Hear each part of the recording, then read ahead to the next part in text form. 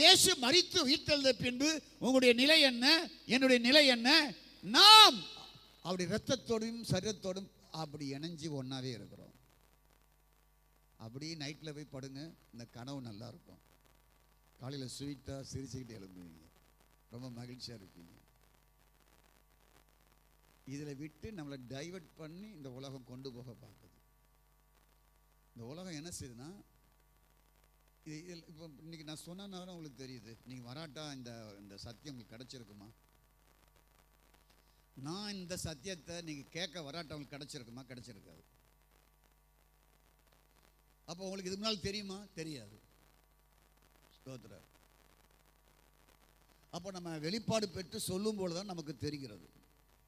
ஸ்தோத்திரம். நான் இன்னைக்கு பண்ணுற பிரசங்கம் 2019 எடுத்தது. நான் இவ்வளோ காலம் பண்ணாமல் வச்சிருக்கிறேன். 2019 இந்த வெளிப்பாடை நான் பெற்றுட்டேன். ஸ்தோத்திரம். குறைந்தது 7 வருஷம் ஆகுது இந்த பிரசங்கம் பண்ணுறதுக்கு. இப்போதான் டைம் கிடைக்குது எனக்கு. நான் எங்க இருக்கிறேன், கிறிஸ்துவில் என் நிலை என்ன அப்படி என்றால், நான் இரத்தத்தோடையும் ஐக்கியத்தோடையும் பங்குள்ளவனாக ஐக்கியமாக இணைக்கப்பட்டு இருக்கிறேன். என்னை பிரிக்க முடியாது. அதான் என் நிலை, அதான் என் ஸ்டாண்டர்டு, அதான் எங்க வாழ்க்கை. ஸ்தோத்திரம். ஆகவே அவருடைய சரீரத்தில் ஒரு பகுதியாக நாம் யாவரும் இருக்கிறோம். புரிஞ்சுட்டீங்களா? நம்ம தலையில் ஒவ்வொரு முடியும் ஒவ்வொன்றுக்கும் பங்கு இருக்கு. ஒன்றை எடுத்துட்டா ஒன்றும் தெரியாது, ஆனால் அது அவசியம். ஆண்டவர் வச்சிருக்கிறார். இதெல்லாம் சேர்த்து தான் முடி. எப்படி என் தலையில், நம்ம தலையில் ஒரு 10,000 முடி இணைக்கப்பட்டிருக்கோ, பிரைஸ்கா, எல்லாம் சேர்ந்து ஒன்றா இருக்குதோ, அதுபோல் இயேசுவின் இரத்தத்தோடு இயேசுவின் சரீரத்தோடு நீங்கள் பங்காக இணைக்கப்பட்டு ஓ காட் ஒன்றாக நாம் இருக்கிறோம். ஆகவே தான் நாம் எல்லாரும் ஒரே அப்பா, நாம் எல்லாரும் ஒரே பாத்திரம் என்று இந்த வசனம் சொல்லுது. நாம் எல்லாரும் ஒரே அப்பம் சொல்லுது. அப்போ பரலோகம் நம்மளை எப்படி பார்க்குது? எல்லாரையும் ஒரே ஒரு பிரெட்டாக பார்க்குது. நம்மளை பிச்சு பிடுங்கி தனித்தனியாக வச்சுட்டான். சபையெல்லாம் சேர்ந்து, எல்லா சபையும் ஸ்தாபனமும் சேர்ந்து பிச்சு, அந்த குரூப்பு இந்த குரூப்பு, இந்த ஜப குரூப்பு அந்த ஜப குரூப்பு, அந்த வெங்காய குரூப்பு, அது புண்ணாக்கு குரூப்பு, சில பிச்சு பிச்சு சாசா தனித்தனியாக ஆக்கிட்டான். நம்ம 1ஆம் கிளாஸ் படிக்கும்போது படித்தோம் பார்த்தீங்களா? ஸ்தோத்திரமுண்டாவதாக. 4 பசு ஒன்றா மேயும், ஒரே ஒரு நரி மட்டும்தான் வரும். அந்த நரி 4ஐயும் கெடுத்துரும். ஸ்தோத்திரம். 4ஐயுமே அந்த மாட்டை அடித்து சாப்பிட்றோம். அந்த நரி அதை மாதிரி சாத்தான் உள்ள நுழைஞ்சி குழுவா பிரித்து அங்கங்கே நாசமாக்கிட்டான். நாம் எல்லாருமே ஒரு பிரெட்டு. ஸ்தோத்திரம். நம்முடைய இரத்தத்தில் பங்காக, அப்படி சரத்தில் பங்காக இருக்கிற இந்த வெளிச்சத்தோட இன்னைக்கு போங்க. என் நிலை என்ன, என் ஸ்டாண்டர்ட் என்ன? நான் அவருடைய இரத்தத்தில் அவருடைய சரத்தில் பங்காக இருக்கிறேன். ஸ்தோத்திரம். செடியில் நான் கிளையாக இருக்கிறேன். நானும் பிரெட், இயேசு மட்டும் அப்பம் இல்லை. அந்த வசனம் அப்படி சொல்லுதா? என்ன சொல்லுது? நாம் பிற்கப்படுற கிறிஸ்துவின் சரீரத்தில் ஐக்கியமாக இருக்கிறவா, அந்த ஒரே அப்பத்தினாலே பங்கு பெறுகிறபடியால் அநேகரான நாம் ஒரே அப்பமாக இருக்கிறோம். ஒரே அப்பம். இயேசு அப்பம், நானும் அப்பம், நீங்களும் அப்பம், ஆனால் ஒரே அப்பம். உங்களை அப்பன்னு சொன்னா ஏற்றுக்கொள்ள முடியுதா? அதான் உண்மை. பைபிள் அதான் சொல்லுது. நாம் எல்லாரும் ஒரே ரொட்டி, ஒரே அப்பன்னு சொல்லுது, ஒரே செடி என்று சொல்லுது.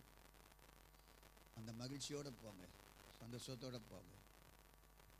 கிறிஸ்துவில் என் நிலை என்ன? நான் இரத்தத்திலையும் சரீரத்திலையும் பங்காக இருக்கிறேன், இணைஞ்சிருக்கிறேன், ஒன்றாவே இருக்கிறேன். அவர் இரத்தத்திலிருந்து சரீரத்திலிருந்து என்னை பிரிக்க முடியும். சாத்தானே, பேயே, பிசாசு, நான் அங்கே இருக்கிறப்பா, உன்னோடு என் பங்கு கிடையாது. நான் எங்கே பங்காக இருக்கிறேன்?